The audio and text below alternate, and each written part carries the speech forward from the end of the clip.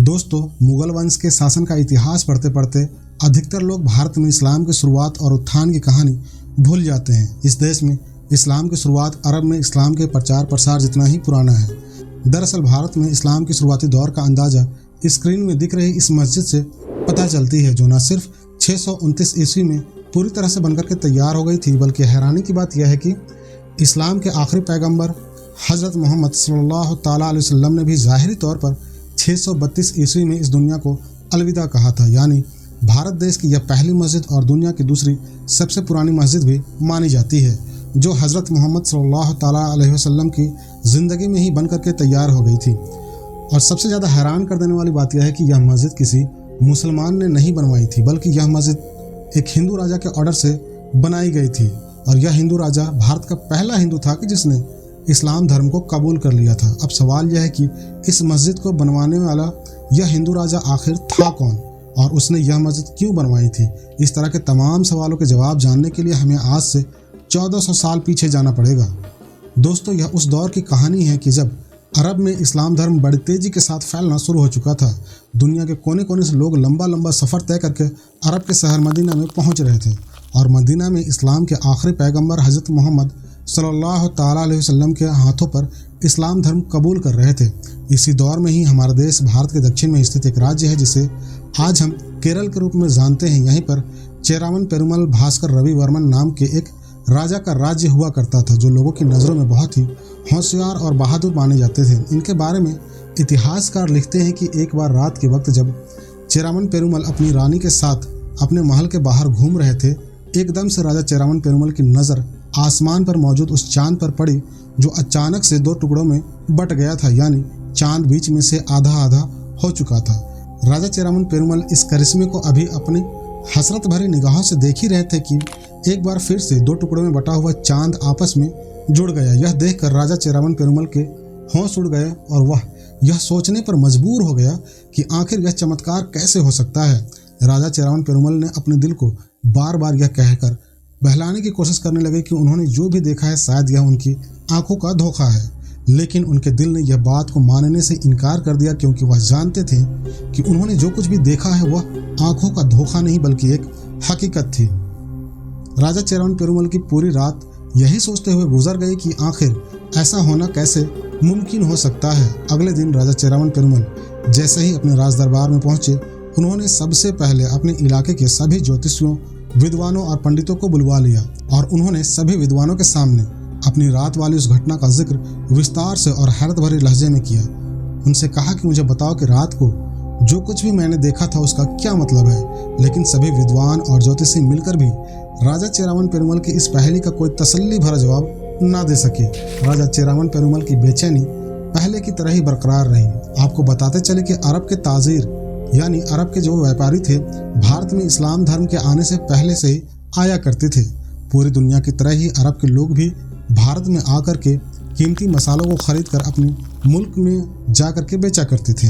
उन्हीं दिनों अरब से मुसलमानों का एक बड़ा काफिला मालाबार के तट पर पहुंचा। यह पूरा का पूरा काफिला ही भारत में व्यापार के गरज से आया हुआ था।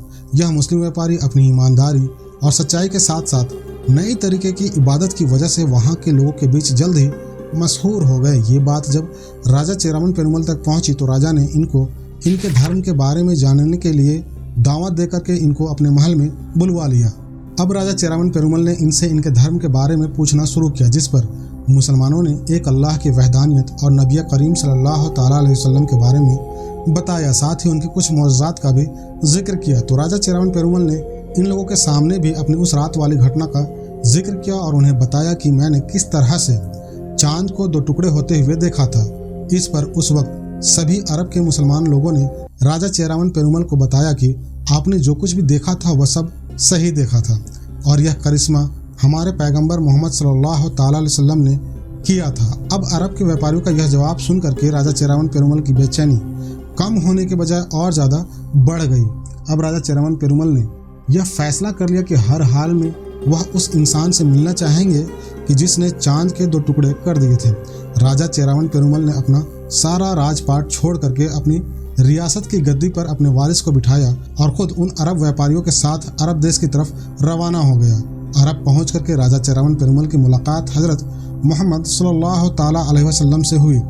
राजा चेरामन पेरुमल ने पैगंबर इस्लाम सल्लल्लाहु ताला अलैहि वसल्लम से वह सारे सवाल किए कि जो उनके मन में जन्म ले रहे थे और उन्हें बार बार परेशान कर रहे थे। पैगंबर इस्लाम हजरत मोहम्मद सल्लल्लाहु ताला अलैहि वसल्लम से मिलकर और उनके सारे जवाब सुनकर राजा चेरामन पेरुमल के मन को काफ़ी शांति मिली और उन्होंने फौरन ही इस्लाम धर्म को कबूल कर लिया। इस्लाम धर्म अपनाने के बाद राजा चेरामन पेरुमल कुछ वक्त तक अरब में ही रुके रहे, लेकिन फिर कुछ वक्त के बाद जब पैगंबर इस्लाम मोहम्मद सल्लल्लाहु ताला अलैहि वसल्लम की तरफ से उन्हें यह हुक्म दिया गया कि तुम भारत में जाकर के इस्लाम की तबलीग करो, तो उन्हें भारत की तरफ वापसी का फैसला करना पड़ा। भारत वापस आते वक्त राजा चेरामन पेरुमल के साथ सहाबी रसूल मालिक बिन दिनार के अलावा भी कई मुसलमान शामिल थे। यह सभी लोग इस इरादे के साथ निकले थे कि जल्द ही मालाबार के तट पर इनकी कश्ती पहुंच जाएगी, लेकिन इतिहासकार लिखते हैं कि बदकिस्मती से राजा चेरामन पेरुमल रास्ते में ही बीमार हो गए। राजा की बीमारी इतनी ज़्यादा बढ़ गई थी कि उन्हें इस बात का यकीन हो चला था कि वह अब कभी भी दोबारा अपना राज्य वापस नहीं पहुंच सकता है। इसलिए उन्होंने फौरन अपने हाथों से एक खत लिखा और उसे कौंडुगलूर के राजा की तरफ रवाना कर दिया। और उस खत में उन्होंने लिखा था कि शायद अब मैं कभी भी दोबारा भारत वापस नहीं पहुंच पाऊंगा, लेकिन मेरे सभी साथी यानी मालिक बिन दिनार और उनके सभी साथी जो भारत देश पहुंचने वाले हैं, तुम उनकी हर तरह से मदद करना। जो भी उनकी ज़रूरत हो उसे मेरी ज़रूरत समझ करके उसको जल्द से जल्द पूरा करने की कोशिश करना। राजा चेरामन पेरुमल तो रास्ते में ही इंतकाल कर गए थे, लेकिन मालिक बिन दिनार और उनके सभी साथी भारत देश पहुंच चुके। कौंडुगलूर के राजा ने भी खत में लिखी हुई बातों के मुताबिक ही मालिक बिन दिनार की हर तरह से मदद की और यही वो राजा था जिसने भारत में पहली मस्जिद बनवाने का निर्देश दिया था, जिस मस्जिद को मालिक बिन दिनार की निगरानी में बनवाया गया था और इस मस्जिद का नाम दिया गया था चेरामन जामा मस्जिद। और खुशकिस्मती से आज भी इस मस्जिद का नाम यही है, यानी इस मस्जिद का नाम ही भारत के पहले मुसलमान के नाम पर रखा गया था। दोस्तों, बहुत सारे लोग ऐसे होंगे जिनका यह मानना होगा कि शायद यह कहानी झूठी है, लेकिन आपको बताता चलो कि यह इतिहास की वह सच्ची घटना है जिसे तबरी, इलियट, डाउस और फ्रिस्टा जैसे बड़े बड़े इतिहासकारों ने अपनी किताबों में लिखा है और उन लोगों ने इस घटना को सच माना है। और इस कहानी के सच होने का सबसे बड़ा सबूत केरल में खड़ी न सिर्फ यह मस्जिद है, बल्कि केरल के ही कासरगोड में आज भी सहाबी रसूल मालिक बिन दिनार रज़ियल्लाहु ताला अन्हु की कब्र और मज़ार मौजूद है। राजा चेरामन पेरुमल के वंश के लोगों का मोहम्मद सल्लल्लाहु ताला अलैहि वसल्लम के विचारों से प्रभावित होकर के इस्लाम धर्म को अपनाने का सिलसिला चलता रहा है।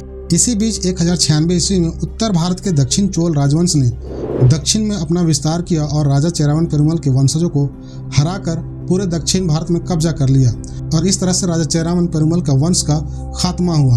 फिलहाल आज की अपनी वीडियो को हम यहीं पर ख़त्म करते हैं। उम्मीद है कि आपको हमारी वीडियो पसंद आई होगी और ये भी उम्मीद करते हैं कि आप इस वीडियो को न सिर्फ लाइक कीजिएगा बल्कि अपने दोस्तों तक भी शेयर ज़रूर कीजिएगा। और इस तरह के हिस्टोरिकल और नॉलेजेबल वीडियोज़ के लिए हमारे चैनल को सब्सक्राइब करके बेल आइकन ज़रूर दबा लीजिए। अल्लाह हाफिज़।